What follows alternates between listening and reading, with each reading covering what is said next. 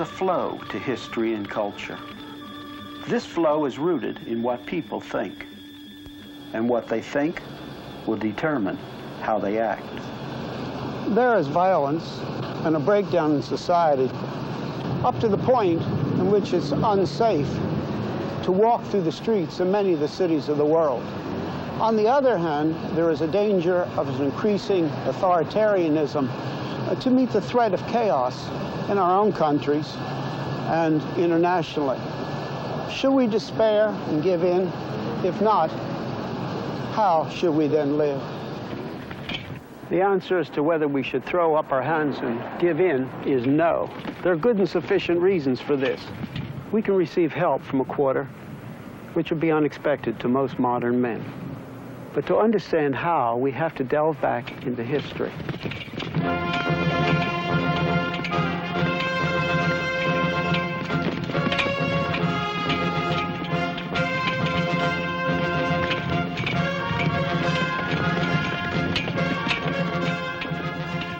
I will begin with the time of the Romans, because the Roman civilization is the direct ancestor of the modern European world. From the time of the earliest conquests under the Republic, right down to our own day, Roman law and Roman political ideas have influenced the European scene, the whole Western civilization.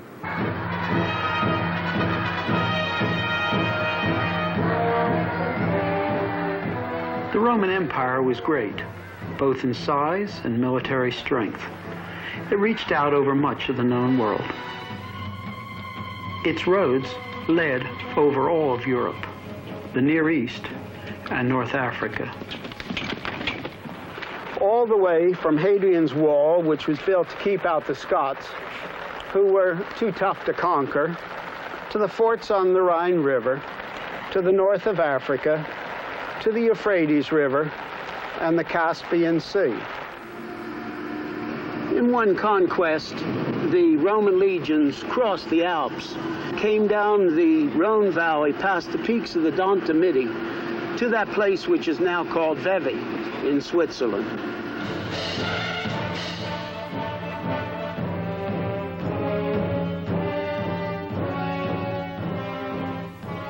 For a time, the Helvetians, the principal inhabitants of Switzerland, held them in check and made the proud Romans pass under the yoke, ironically imitating the custom of the Romans, who had the warriors they conquered pass under a yoke. This was a temporary reversal. Not much could hold back the Roman legions, neither difficult terrain nor the armies of their enemies. They passed up over the hills and conquered the ancient Helvetian capital, Aventicum, today called Avanches. One can imagine a Roman legionnaire who slogged home from the vastness of the north. As he mounted the hill and looked down on Avanches, a little Rome as it were, with its amphitheater, its theater, and its temples.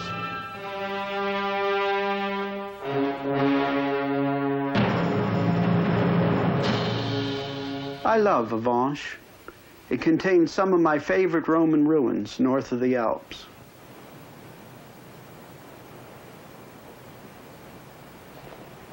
Some have said, although I think it's a high figure, that at one time 40,000 Romans lived here.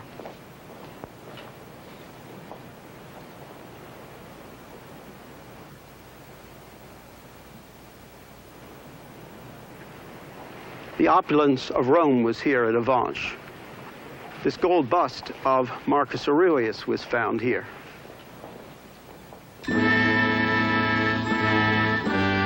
Rome left its magnificent treasures in art and architecture across the whole empire.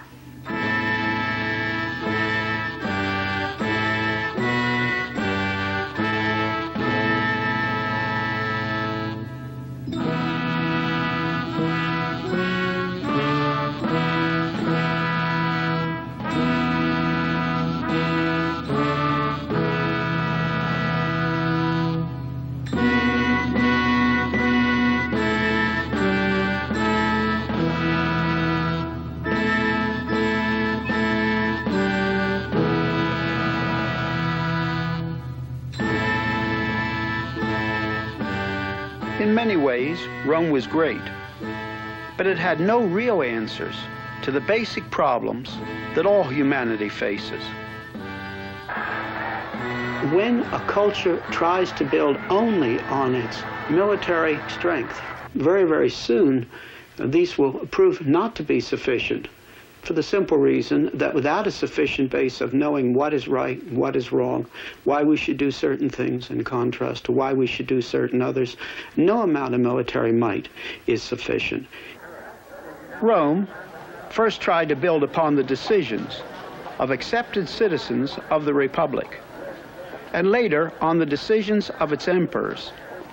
But the attempt ultimately failed, because it was not a sufficient base on which to build a society. And they never had the kind of democracy we have, where everybody shares in it. But for those who were the real citizens of the state, they just tried to build on their opinions, and this totally failed. And then they turned to their gods.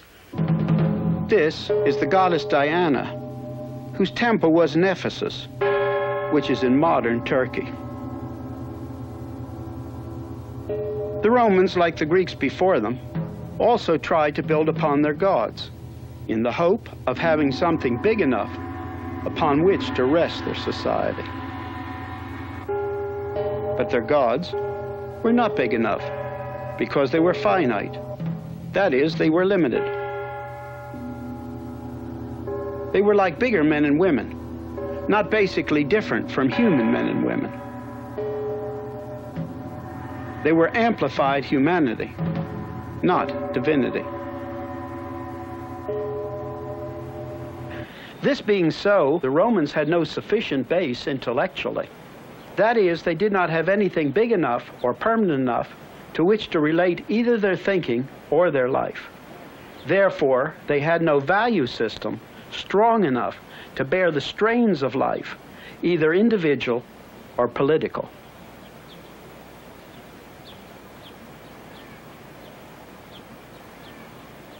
All their gods together could not give them a sufficient base for life, morals, values, or final decisions. The Romans made their own gods depending upon their society, and when the society tumbled, their gods tumbled with them. Thus, the Roman experiment in social harmony, based on an elitist republic, ultimately failed. The Senate no longer could keep order. Armed gangs terrorized the city of Rome, and the normal functions of government were disrupted as rivals fought for power.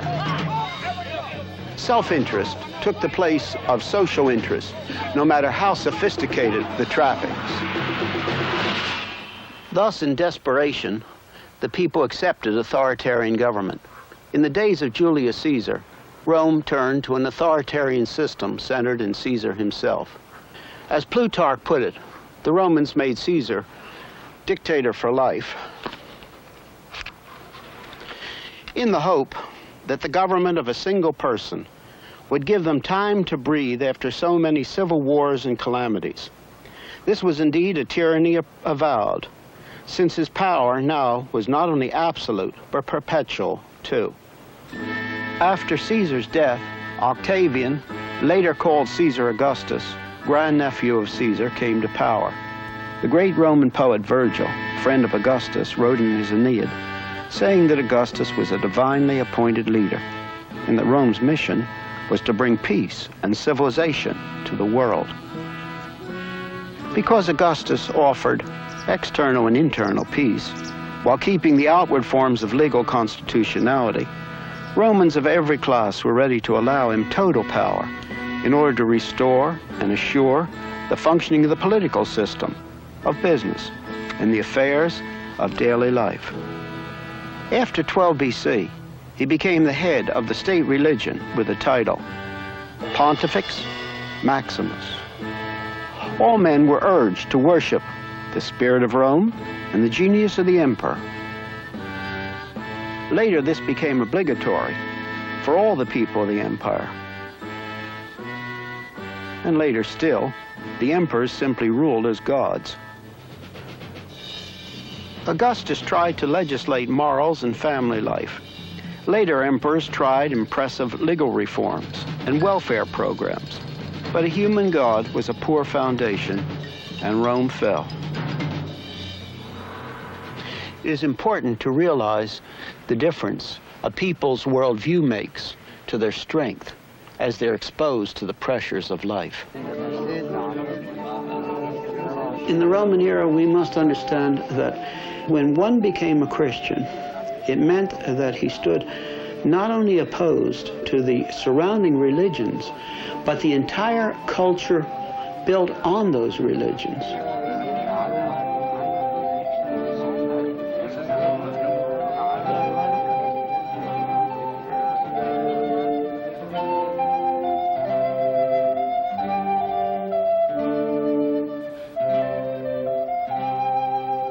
Back in the Roman days, when a person became a Christian and was marked as a Christian by baptism, it was a very short step at times from the open profession of faith to the martyr's death.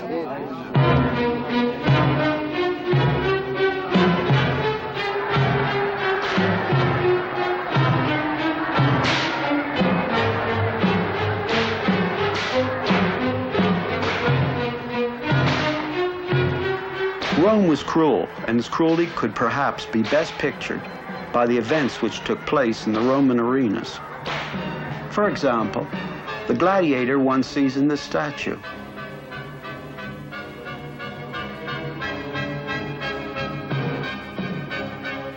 Or the Christians thrown to the beasts as people watched. Let us not forget why the Christians were killed. They were not killed because they worshiped Jesus. At that time, many religions were practiced in the Roman world. Some were called the mystery religions. Here, for example, we can see one of the initiatory rites practiced by one of these religions, depicted in this Roman house in Pompeii. Nobody cared who worshipped whom, as long as the unity of the state was maintained, centered in the worship of the emperor. The Christians were killed because they were rebels, and this was especially so as they lost the support of the Jewish synagogues, and therefore the immunity which the Jews had since the time of Caesar. We may express the nature of this rebellion in two ways, both of which are true. We can say they worship Jesus as God, and they worship the personal, infinite God only. This worshiping of the one God only, Caesar could not tolerate. It was counted as treason. This became a special threat to the unity of the state based on emperor worship during the reign of Diocletian in the 3rd century, when people of the higher classes began to become Christians in larger numbers.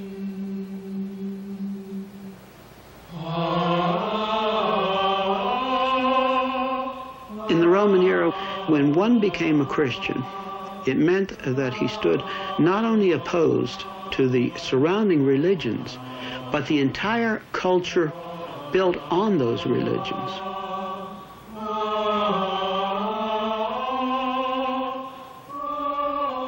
The early church believed that Jesus was the Old Testament prophesied Messiah, and that he had come, and that he had died in substitution on the cross.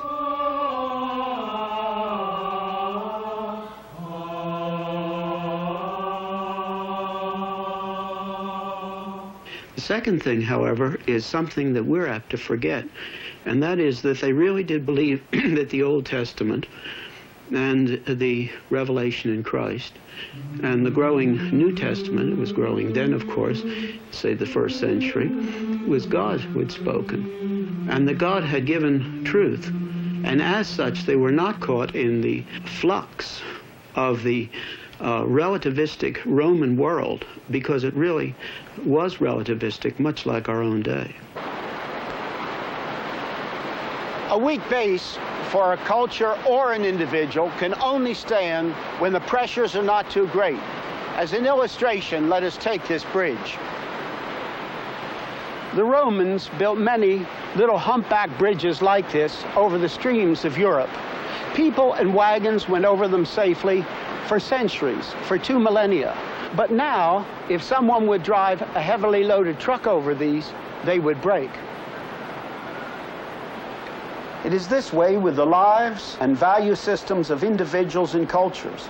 If they have nothing stronger to build upon than their own finiteness, their own limitedness, they can stand if the pressures are not too great. But as the pressures mount, if they do not have a sufficient base, they crash, just as these Roman bridges would crash if someone drove over them with a modern 10-ton truck. Culture and the freedoms of men are fragile. If there's not a sufficient base, it only takes time, and often not a great deal of time, before there is a collapse.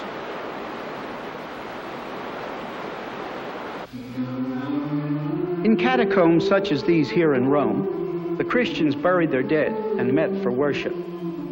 That it was the Christians who were able to resist the religious mixtures, syncretism, and the effects of the weaknesses of Roman culture speaks of the strength of the Christian worldview. This strength rested on God being an infinite personal God, and that he had spoken in the Old Testament, the revelation through Christ, and the gradually growing New Testament, and that he had spoken in a way that people could understand. This meant that they not only had knowledge about the universe and mankind, which people could not find out by themselves, but they had absolute universal values by which to live and by which to judge the state in which they lived. And people are unique in being made in the image of God. There was a reason for the basic dignity and value of each individual. If they had worshipped Jesus and Caesar, they would have gone unharmed. But they worshipped one God only and rejected all forms of syncretism. There was no mixture. All other gods were seen as false gods. Or we can express why they were killed in another way. No totalitarian authority, no authoritarian state can tolerate those who have an absolute by which to judge that state and its actions.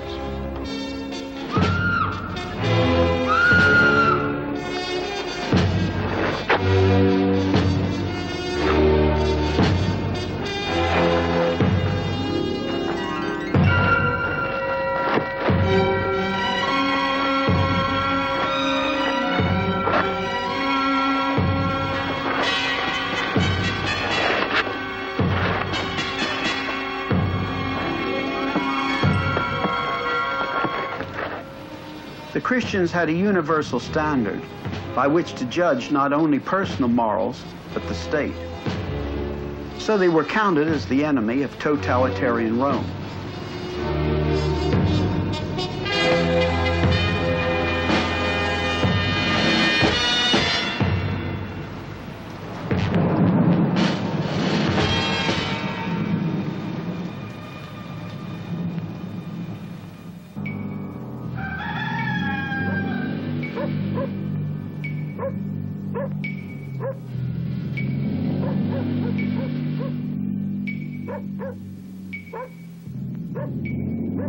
Even though many of the Christians were martyred, they had the answer, which the Romans did not have, as the Romans tried to build upon the state or upon their limited gods. The Christians continued to grow in numbers and continued in history. The Romans had the Christian answers before them, but they turned from that base, which would have given their society the answers they needed, and their society collapsed. As their empire ground down, the Romans, in their decadence, were given to a great thirst for violence and the gratification of their senses, as in their rampant sexuality. Here in Pompeii, a century or so after the Republic had ceased to exist, the phallus cult was strong. Paintings and statuary of exaggerated sexual content adorned the houses of the affluent, Not all the art in Pompeii was like this, but that which was of sexual representation was just plain blatant.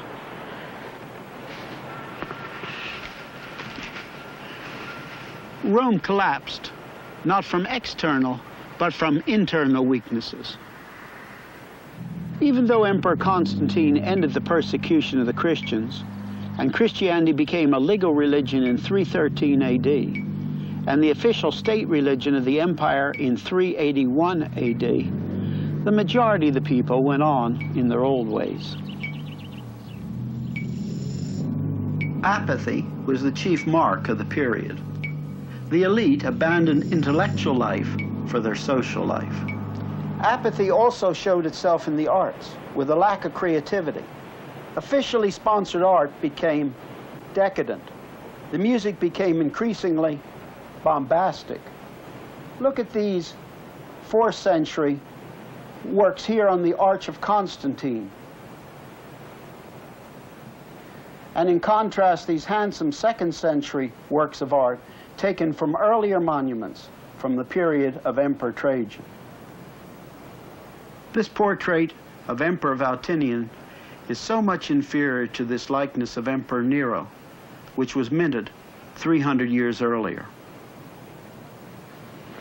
All of life was marked by the prevailing apathy. And as the Roman economy slumped lower and lower, burdened by a costly government and by inflation, authoritarianism increased in order to try to set off the apathy. And as less people were inclined to work, the state took over more and more freedoms were lost. For example, laws were passed binding the small farmer to his land. And because of the apathy and its results and the oppression, few people thought the old civilization was worth saving. Rome did not collapse because of outward forces such as the barbarians, but because of inward rottenness. And Rome gradually became a ruin. The conclusion I draw looking at the Roman era is the fact that nothing humanistic provides a strong enough base for society, as well as the individual life of the individual man and woman. The Greeks and the Romans tried magnificently to first build on society, on those people who made up their society, which is an exclusive elitist society. But those people, they tried to build on this and totally failed. And then they tried to build on finite gods, gods that were not the infinite personal God. And this equally failed. It brings a simple conclusion. There is no foundation strong enough for society within the realm of finiteness and beginning from man alone and as autonomous. And the other side, of course, is that the Christians were able to stand. But the reason they were able to resist the syncretism of that day and the breakdown and face the arena, really face it with certainty, is because they began at exactly the opposite place. They began with the existence of an infinite personal God, and that he had spoken, and they had the truth in the Old and the Testament, in the revelation of Christ, and in the then growing New Testament.